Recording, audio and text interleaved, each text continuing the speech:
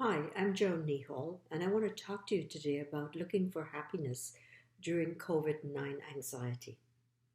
In 2015, Bill Gates warned that we were not ready for the next viral outbreak. He did this on a TED Talk. COVID-19 has infected more than 155 countries. Over 10,472 people have died since its detection in Wuhan in December 2019. This was a zoonotic jump from pangolins to humans. COVID-19 affects our respiratory system. What started as an epidemic is now a pandemic, and we're now suffering from infomedic. If you limit your news viewing to 1 hour, preferably not before you go to sleep, and get the facts from reliable national sources and who, chances are you'll feel less anxious because you'll be equipped with facts. COVID-19's effects are devastating. The stock market crash feeds into our fear of economic instability.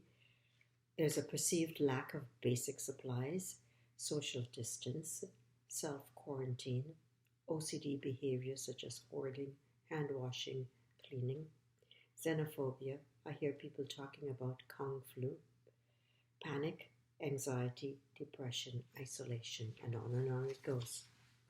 There's a closure of schools, universities, places of worship, spectator sports. In fact, I heard today that we'll probably not have the 2020 Olympics in Japan. Restaurants, bars, theaters, hotels, spas, salons, shopping centers have all closed, including gun shops. There are travel advisories, airline cutbacks, cruise ship cancellations.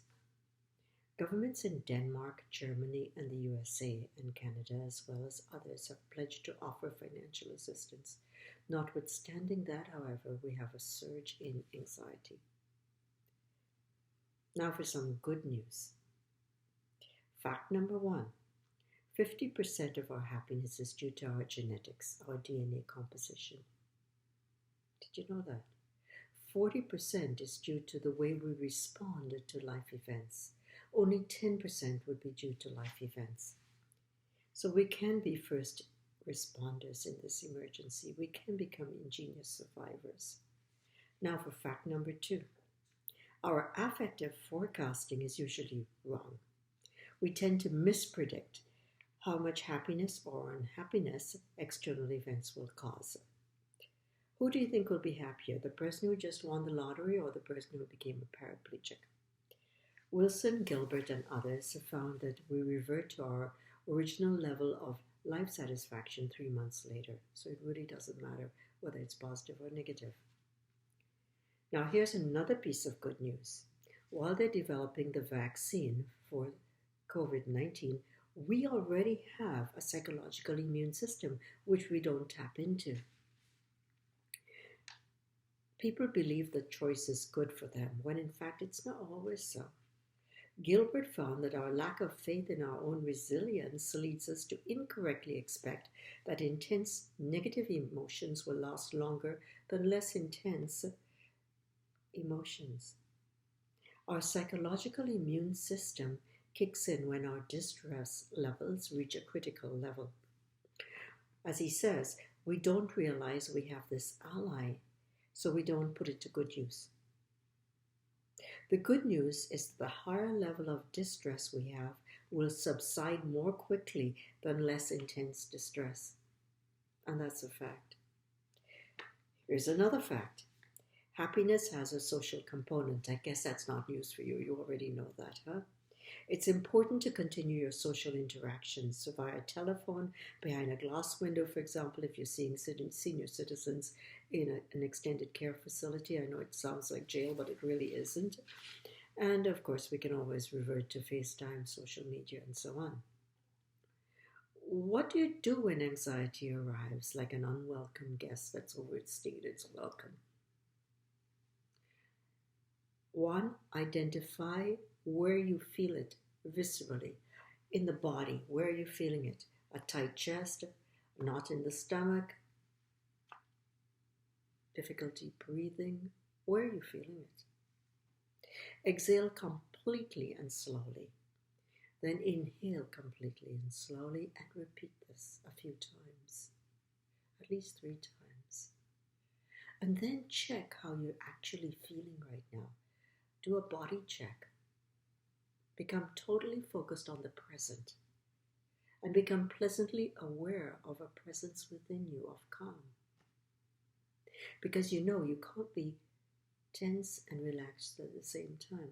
You can't be anxious and focused on the present at the same time. Anxiety always feeds into the future, the unknown. So let me get you to stay in the present, please. Now, while we're at it, why not generate a list of all of your anxiety-producing thoughts? We call them triggers in psychology. For example, oh my God, I'll run out of foods. I'll run out of prescriptions. I'll lose control. I'll die. Now, estimate the probability that it will happen from 0, i.e. not likely to happen, to 100, most definitely will happen.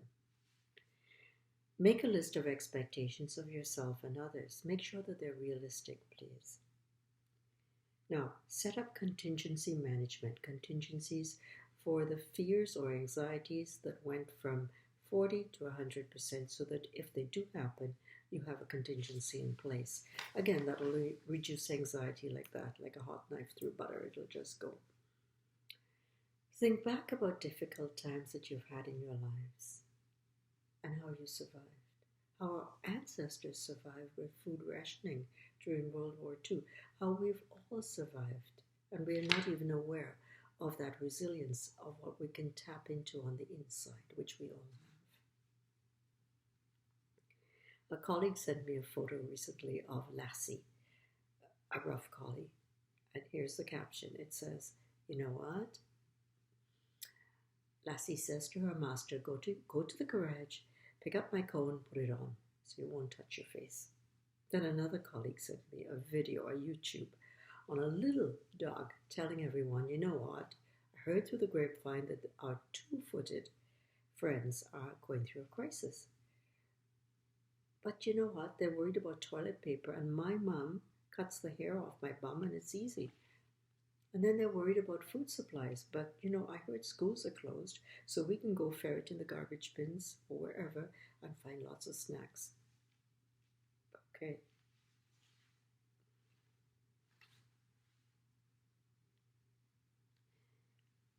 What we have now is time affluence. It's something we're all guilty of right now. We have that amazing ability to utilize time to our benefit, to recreate for our children, for our family, the way we would like to see it happen. On my dog walk, I saw a father teaching his young child how to mow the lawn. Then I saw a few children with chalk on the sidewalk, drawing the virus and writing next to it, I'm hot, you're cold, and then another one saying, wash your hands please, with soap. I told the kids, maybe sing happy birthday twice, but if I'm singing it, just sing it once. That's how well I sing. So you don't need a gym to take a hike, to use a bike, to do strengthening exercises, to practice clean eating, proper rest, nutrition. It's crucial to maintain whatever routine you had before COVID-19. Set yourself up with a realistic task to accomplish today.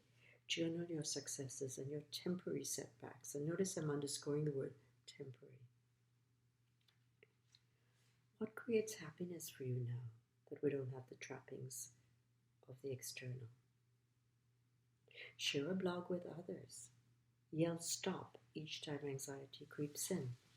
Replace the negative thought with something more realistic. Pick a different emotion or a couple of emotions that are situationally more appropriate. For example, gratitude, kindness, gentleness, patience, silence. I like silence. Humor. How do our decisions affect others? Our global identity? It's something I've been questioning. How can I share with others? Chaos in Greek means a gaping void or emptiness that existed before things came into being. Here is our opportunity to fill that void. If you want to change your life in a profound, not an incremental way, you need a moment of chaos and uncertainty. The situation we're in is fluid. The future is unclear. Let's make the most of it. Regardless of our age, from 0 to 105, we can all embrace chaos and a bit of courage. We can all be mindful of our vulnerabilities. We can all become infected with hope, with happiness, with a global identity. Thanks for listening. Bye now.